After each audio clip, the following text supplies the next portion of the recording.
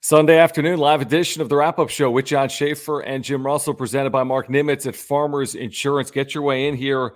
If you're watching this live or on replay, reminder, we've got year-round exclusive Padres content for you. Make sure to hit the subscribe button down below.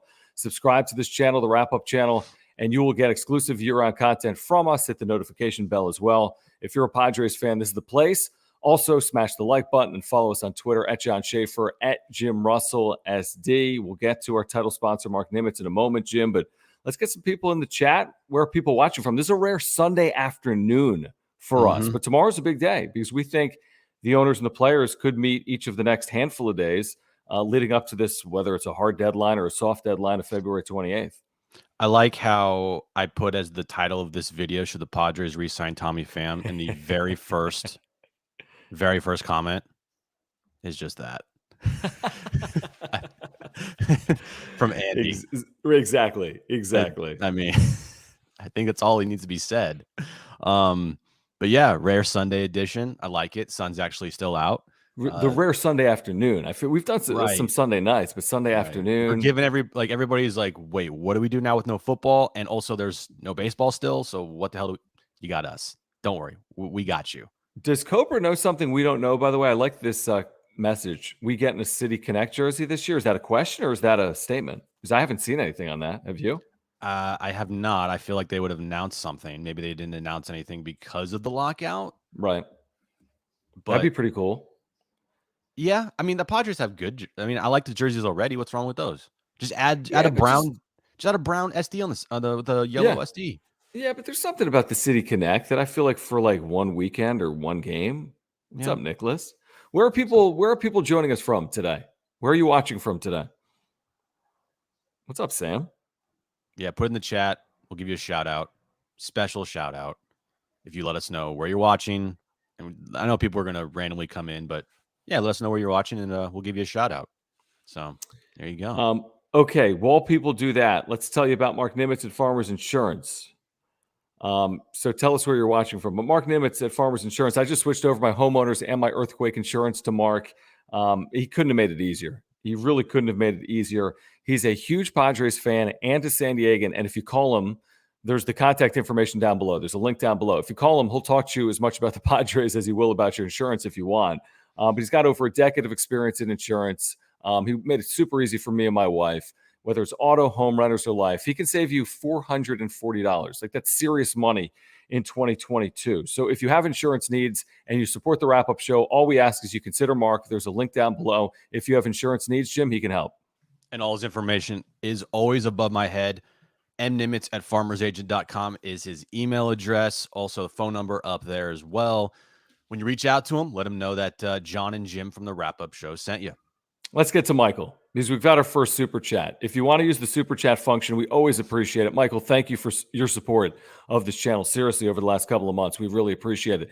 If you use the super chat function, you support the channel and we'll absolutely get your comment over the course of this live show. And Michael commenting on Tommy Pham saying, no, he hasn't performed well, and I've seen enough of him. I mean, that would be my sentiment as well. You can upgrade.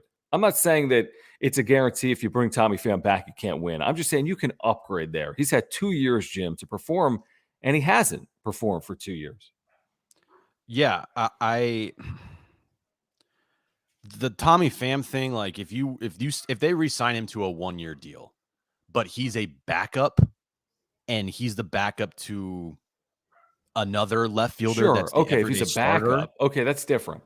That's different. But if you're re-signing him to literally be your starting left fielder or your starting DH or wherever it may be, like, that's something that I'm not on board with. But if you re-sign him to get more bench help, backup left fielder, can give you a good at bat off the bench, or he could be a DH for games depending on how his splits are against lefties, then I'm okay with it because he's not going to cost a lot of money. He's going to be a 1-year, $6-7 million deal, maybe at most. Probably at most. That's nothing. And if he can stay healthy, give you professional at bats as a guy off the bench or a guy as a backup, then I don't think it would be like the worst thing in the world. But again, if you sign him to play every day, then that's a problem. I'm not on board with that if they thought about re-signing Tommy Pham. Was Tommy Pham, I want to say, told, was it Mark Topkin at the Tampa Bay Times? Who was? He told Mark Topkin, what's up, Michael? Pull some of those up where people are watching from. He told the Tampa Bay Times, Jim, that he's open to playing first base. Well, I'm open to playing center for the LA Lakers. The problem is, what team would want Tommy Pham to play first base? Right. So he's already not giving you power in a corner outfield position. He's not going to give you power in a corner infield position. Now, could he platoon at first base? Not here, he couldn't. Now, this conversation was about what the Rays have, and could he return to Tampa Bay, and could he fill that role potentially defensively? He can't play first base here. You don't go from Eric Hosmer to Tommy Pham. You don't platoon Eric Hosmer with Tommy Pham. I found it somewhat comical, if I'm being honest. Again, I'm with you. And I saw from our buddy Ben, I'm with you as a backup. As a fourth outfielder, okay, it's a different conversation.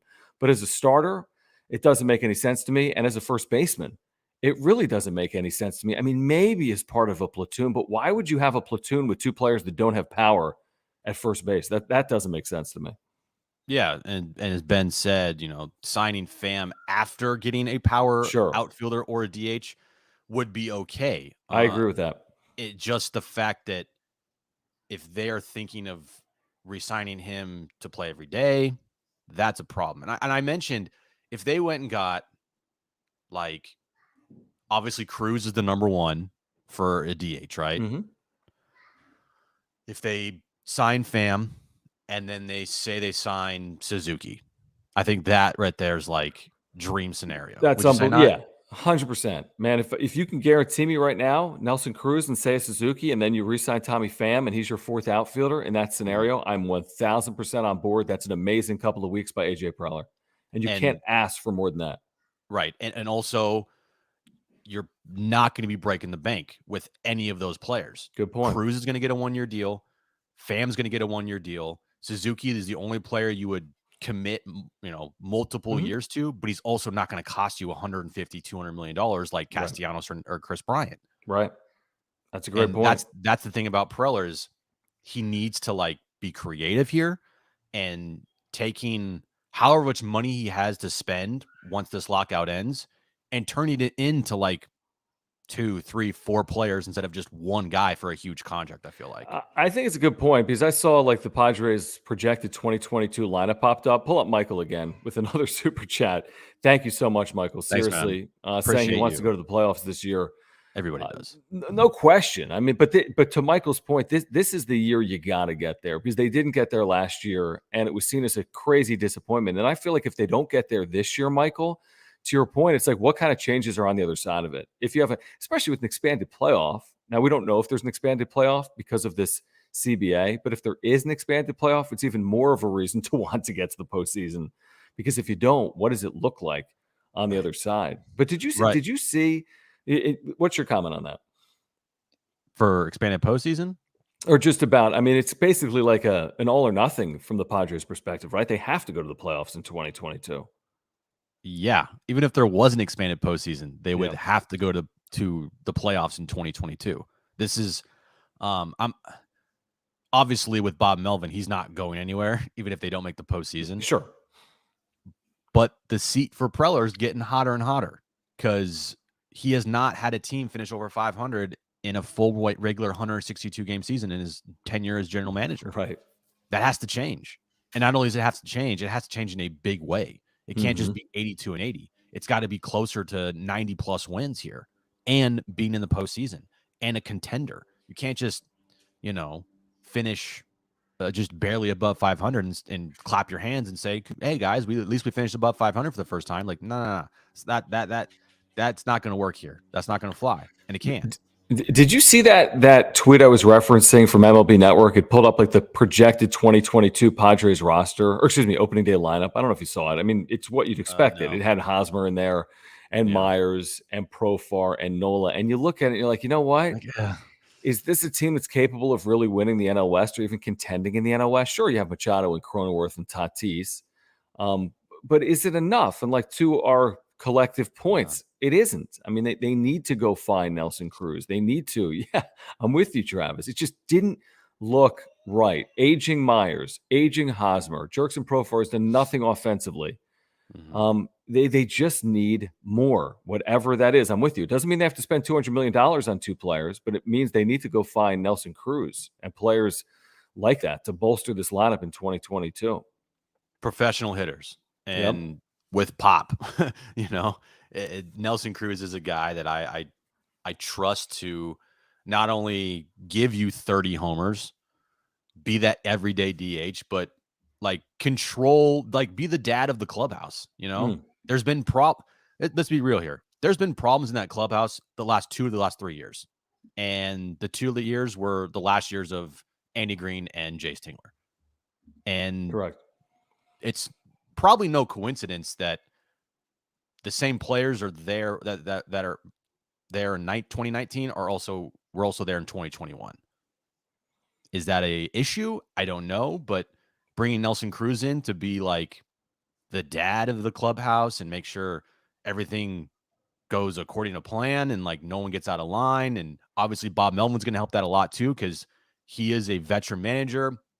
He's not Andy Green and he's not Jace Tingler, but still you also need those players as well. You can't just have the manager be that guy. And that's why I think Cruz is like the perfect fit, and I'll be super bummed if they don't sign him. But yeah, they need professional bats, Profar and Alfaro and Kim. It's just not going to cut it. Like those guys, we've seen what they can do. It's just not going to cut it. Again, Michael, thank you. Appreciate you. Thank you for the super chat. Yep. He's 100% right. We need a power bat who plays the outfield. It's like desperately. And the thing is, there are options there. To your point, there's the expensive options. I think there's the international option with Suzuki, which will be tough because a lot of teams want in on him. And then there's the lesser priced options. There's the trade options we've talked about. And Austin Meadows was brought up a couple of weeks ago, I think, right here on the wrap-up show. We've seen that. There are other names. I mean, there really are. Our buddy Will Holder has brought up someone like Max Kepler. I mean, there's some players available maybe via trade that AJ Preller could attack. But Michael's point is spot on. The outfield is not good enough. Not in this division, not in any division, to be honest with you. It's just not good enough. 162 is a lot of games. They need more production from their corners than they got in 2021. And AJ Preller and his front office, I know they realize that, and they have to address it when this thing ends. They have to. Kirk makes a good point. I don't think you can add Cruz, Suzuki, and Pham without dropping either Profar or maybe Kim to fit the 26-man roster. That's fine. A great point. But but couldn't you move? Like Kim is tradable. I don't know what his value is because he's getting options. He's got options. I mean, that's true too. I think before Kim's move, that's true too. Absolutely. Of course he's got options. He could be in AAA. I don't think it's a good look to pay someone what they paid him to put him there. But if you can upgrade, you can upgrade. It's a business of winning. It's not a business of not hurting people's feelings. Right. He's going to get paid regardless. I mean, Kirk makes a good point. I mean, what is the value of Profar Kim at the big league level if you have, say, Suzuki and Nelson Cruz? You know what I mean? Like if you can upgrade, then you have to have these players on your 26-man roster. That's wasted cost. It's sunk cost to some extent. And over 162, you're going to have health issues and injuries. But I mean, Kirk makes a good point. Yeah, good point there. Taco Bell getting into the chat. Shout out Taco Bell. What's up, Taco Bell? Thanks for the super chat. He says, are you guys happy to never see a pitcher hit again? I used to be an advocate of the strategy of pitchers hitting, but honestly, watching runs being scored is just more exciting. Yes, I am 1000% with you. The National League game, it's done. Like it's over. The DH is where baseball should be for every single team in both leagues, no matter what. I know we got a couple calls on John and Jim saying that they preferred the National League style with the pitcher hitting. But let's be real here. Is it really fun to watch the pitcher hit? Like if you're honest with yourself, like if everyone's honest, is it really fun to see the pitcher hit with the bases loaded and like 2 outs in like the 5th inning? Only when it swings the momentum, like I think back to a game last year where Clayton Kershaw with the bases loaded might have walked against Yu Darvish early in the year. That's a crazy momentum swinging moment. You're right, 100%. I'm with you. And I hate it. In recent years, I hate it when there's 2 out rallies and they're killed by the pitcher. To Taco Bell's point, I grew up loving National League baseball, but I've been change based on 2020. What we saw in 2020 with the universal DH, I thought was great for baseball. I didn't think the 60-game season was great for baseball. I thought the DH in the National League was awesome in 2020. Going into 2020, I would have told you I don't love it. I'm not enamored by it. But now that I saw it play out, I'm 100% on board with the DH in the National League, and I think it's going to make baseball in general more exciting, and that's an issue. I mean, we need to create a level of excitement in baseball. This isn't the only thing that's going to quote unquote save baseball, but why not? We don't need to see 2-out rallies ruined by pitchers for the next 200 games. Also, look how well the Padres did in 2020, albeit 60 games, and they pretty much did the same thing in 2021. But this team, I think, in Preller envisions this roster with the DH. So take that for whatever you want. But I think that this team would run better with a DH, is what I'm saying. All right, we're going to get back to the chat in a moment.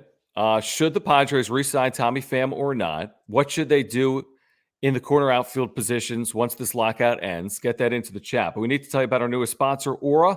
We welcome Aura to the wrap-up show, a natural supplement and plant-based nutrition company that's got so many great products. If you check out their site, there's a link down below, aura.organic. You need to check out the link down below, because this can really change your health in 2022. I've been taking probiotics for years. I love this probiotic I'm taking right now from Aura for digestion and for your heart and for mental clarity.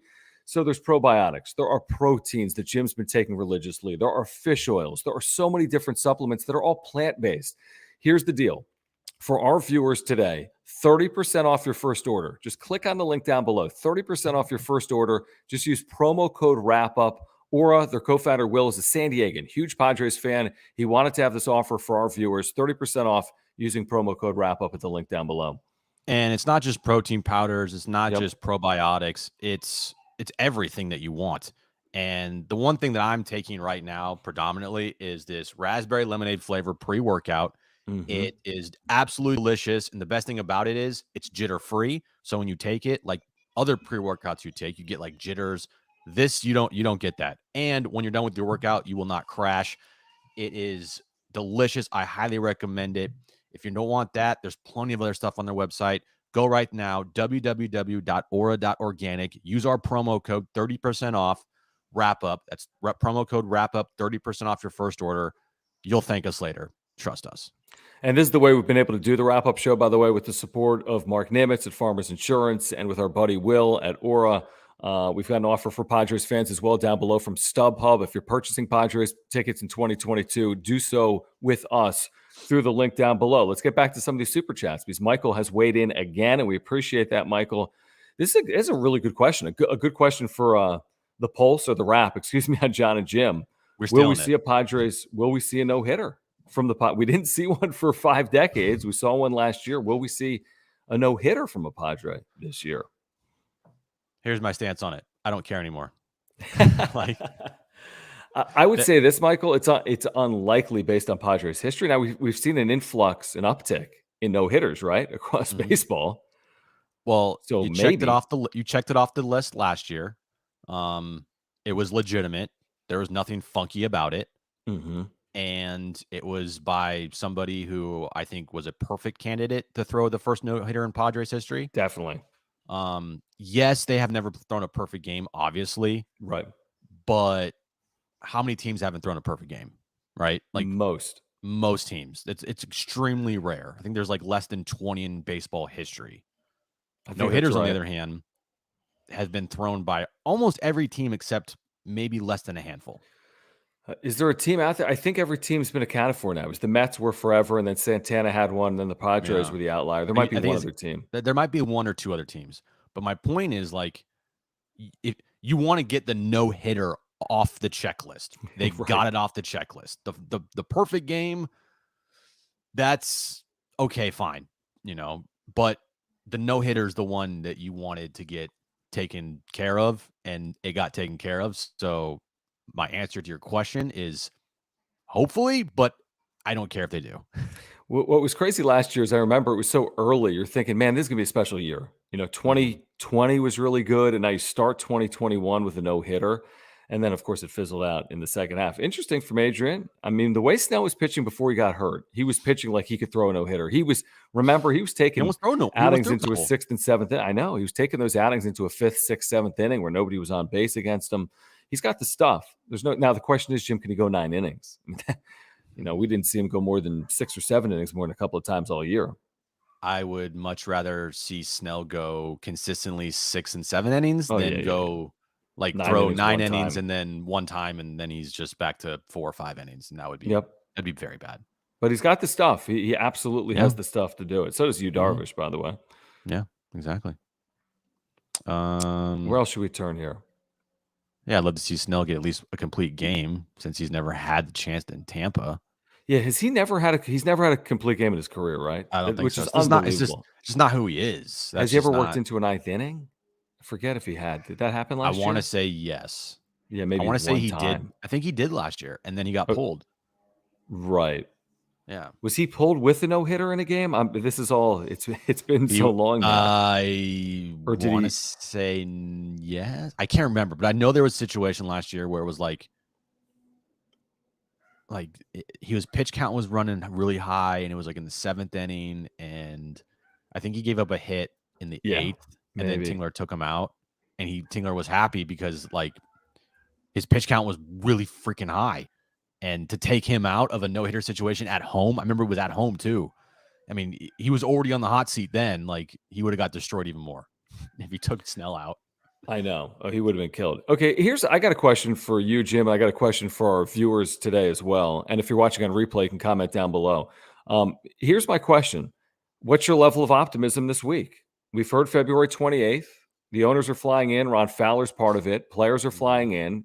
It's at least going to be serious. I mean, they're going to make an effort here, I would think, on both sides to find a way to get this regular season started on time. There are no guarantees. I'm not going to come on right now and say there's a guarantee that this is going to get finished, but I'm at least optimistic. If I'm being honest, that's how I feel. I'm optimistic that at the 11th hour, February 28th, March 1st, February 27th, they're going to find a way because they need to, because it's good for the pocketbooks of the owners and the players. So I'm cautiously optimistic. I'm as optimistic as I've been at any point during the lockout. There's a ton of work to be done over the next 6, 7, 8 days. How do you feel, Jim? If they meet every day, yeah, I'm optimistic. But if they don't, and after tomorrow or Tuesday or whenever they're meeting first, like if it turns into a situation where this is not looking good, then then it's no way we're going to get opening day on time. You have 1 week, baseball, 1 week. That's it. That is crazy. Spring training needs to start. What? March 2nd, 1st, 3rd? Like that needs to be pitchers I think and catchers. I think you'd have a week though. I mean, it probably wouldn't even be that soon, right? If this got done February 28th. Well, what I mean is like everybody reports and you're actually at the facility, working out, getting ready. Somewhere in that neighborhood. And then the second week of March, so I don't know, like the 7th or 8th is when you start spring training games. Right. That's what they're going to have to do. How else can you start March 31st? I think you got to play 20 games. You have to. And you're going to play split squad. I mean, the split squads are probably going to be not happening. You're going to see acceleration in spring training, which I kind of like because spring training can be very slow to start, very slow. And then there's like a 2-3 week period there where like it starts picking up. But yeah, you just gotta get going right now. This is go time.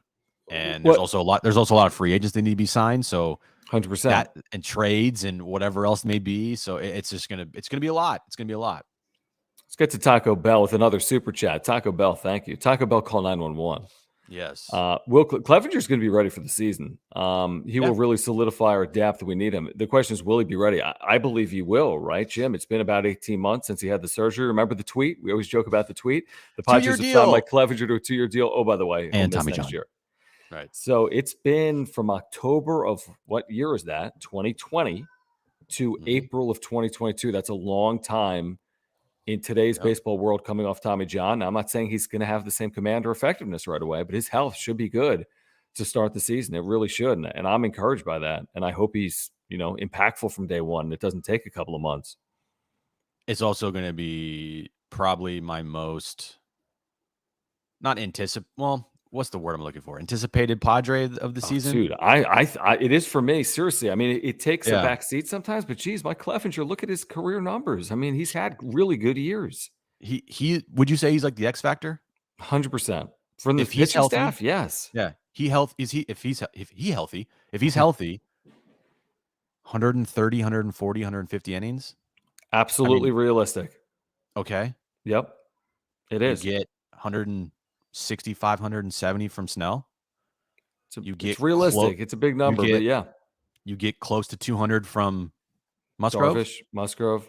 and you get close to 200 from Darvish. Hmm. If you get those inning counts from those four guys, Then who cares you're about your fifth? You'll figure it out. who cares, right? Exactly. Yep. You're looking good. You're looking very good if you get those numbers, innings pitched from those top four guys. Because I think Musgrove had 200 last year, didn't he? Or he had close. Had to be close. He was such a workhorse. Had to be close. I haven't looked it up recently. I can pull it up. I think it was either 100. It was over 200 or close to 200.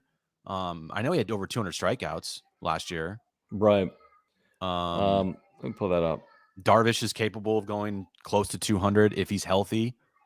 Snell, I wouldn't think he's going to go 200, but still 170 is, I think, He's right. really good for him. Musgrove last year, 181 and a third, which is a lot of innings in today's baseball. 32 starts, that's about 6 innings per start. So that's a great year. The 180 plus year now is really a great year. Even if you get 180 plus from Musgrove and Darvish, you get 160 to 170 from Snell, and you get 130 to 145 from Clevenger. That's pretty good. It's a great start. It's a great start. It really is. This is an interesting question. Yeah. Who will be the and Padres thank you, Michael. Yeah. Thank you, Taco Bell. What do you think, Jim? That's my son screaming, by the way. He's in his crib. I think when this live chat ends, I should probably get him. He wants to tell you who he thinks is the Padres opening day starter. Musgrove? It's got to be, right? It's got to be. I mean, come on. How could you not give him the opening day start? San Diegan coming off that year. I mean, I don't know if he's worried about something like that. I don't know if Bob Melvin's worried about something like that. And, you could make a case, I'm sure, for Blake Snell or Yu Darvish to make that start. But based on what Joe Musgrove did last year, I'd be surprised if it wasn't Musgrove. The San Diegan pitching on opening day at Petco Park to kick off the 2022 season is an incredible story. So, yeah, I think that makes sense. Hey, thank you. Yeah, thanks for that. Adventures of Bass Fishing with TK Heaven. Yeah, thank you. Again, if you've never been to this channel and you're watching this live or replay, please subscribe. Because when this lockout ends, we're both confident it will relatively soon. We're gonna have crazy amounts of Padres content, which we've already had. If we hit 100 videos, Jim, we're right there, like 99 or 100 videos. Almost 100 videos this off season. Almost at 100,000 total views. So we appreciate you guys for sticking with us, supporting the channel, supporting our sponsors. It's much appreciated. Let's get to one more here, because I know Jones is like, Dad, I want you to come play with me. We've been talking a lot about this, who the fifth starter could be. Paddock, Weathers, Lamet, Kinnear, Gore wouldn't be bad as number 5 starter. Plus, if they sign Martinez, then that deal goes through. You have all those guys there to pick up the slack and innings worth. And I like that combination of guys to be like your 5th starter. I think the 5 will be Martinez, to your point, assuming that deal is done. Then I like the other group to be your reserve starters. A long man in there, to make 5 or 7 starts if it's Chris Paddock or Ryan Weathers, or we'll see about Nelson Lamet or Reese Kinnear or Mackenzie Gore. But I think Martinez will be their 5th starter. I think that's what they intended on before the deal got called off at the 11th hour before the lockout, right? 4 years, $20 million, something like that. Yeah, it was a pretty good deal. That sounds like a really good deal. Yeah. Can we get to one more from Sam about the Gore's innings? Would you put an over-under there? Would you go lower with Mackenzie Gore? I might go a little lower if I was setting an over-under for Mackenzie Gore in 2022, like 40 innings, which would mean maybe part of a season. Couple months, he gets brought up in August. Yeah, makes a handful of appearances. I don't know. 50 innings to me sounds like a lot, because I don't know if he's going to start, Jim, with this rotation. Right. And I don't think he would start. I think they would use him as like a lefty specialist. Right? Don't you think? That's interesting you say that. I mean, he's been brought up as a starter, I get that, and Right. he'll eventually be a starter. Hopefully, knock on wood, he actually makes it to the big leagues in the But you're Padres saying when he league. gets up, maybe he's like a Right. guy for an Yeah. inning or a batter or 2 or 3. Yeah, I mean, you get to the postseason, and you have a guy that no one's seen before, and hopefully his stuff is good. Like that could be a weapon, Maybe, who knows? He's got a chance to be a weapon. I mean, he's only 23. He just needs to figure it out. He's not gonna be a weapon if he keeps pitching the way he did the Well, his last. stuff needs to be Yeah, sharp. Like commanded, he can't just controlled. yeah, he can't be wild like he has been in the fall league and minor leagues, and so that's gotta improve if he wants to even be considered to be a weapon on this team late in the year. Jim, big week. We'll be doing these this week on the wrap-up show because I feel like there'll be twists and turns with what's going on with the labor negotiations in New York. It's not thrilling, but I have a hope that when we get through it, we can just talk about baseball. So, like this Yep. week is going to be nitty-gritty stuff. We're going to get through it, hopefully. And I could be wrong. It could take a month and a half. It really could, or it could be over in 7 days. Please, God, no. I know. Please no. Before No. we get out of here, again, a reminder, if you have insurance needs, call Mark Nimitz. There's a link down below. I just switched over my earthquake and homeowners insurance. Say that properly, John. I He remember makes my it first super time easy. speaking. He makes it super easy. He can save you $440 if you switch your insurance in 2022. If you have an electric vehicle, he can save you money. Auto home renters are life, and even more. He's a huge Padres fan. He's a San Diegan. If you have insurance needs, there's a link down below. Let Mark help you and your family save $440. It's real money with Mark Nimitz at Farmers Insurance, Jim. His phone number, where is it? Phone number, email address, all right here. mnimitz at farmersagent.com. That's mnimitz at farmersagent.com. And a reminder to www.aura.organic, promo code wrap-up, 30% off your first order thanks to the wrap-up show. Go there right now. Get some protein powder, some probiotics, some fish oil pills, vitamins, and my favorite, this raspberry lemonade pre-workout. It's the best on the market and cleanest on the market. Go do that right now. And go purchase Padres tickets as well through StubHub. Do so through us at the link down below. This lockout is going to end. All right. Subscribe to the wrap-up show. We've got year-round exclusive Padres content. Smash the like button if you're with us live or on replay. And please follow us on Twitter as well. We've got all kinds of Padres content for you at John Schaefer, at Jim Russell SD. You can catch up with us on the radio as well, John and Jim. We'll be back Tuesday. We're off for President's Day. We'll be back Tuesday at 3 p.m. For Jim, I'm John. This has been the wrap-up show presented by Mark Nimitz at Farmers Insurance.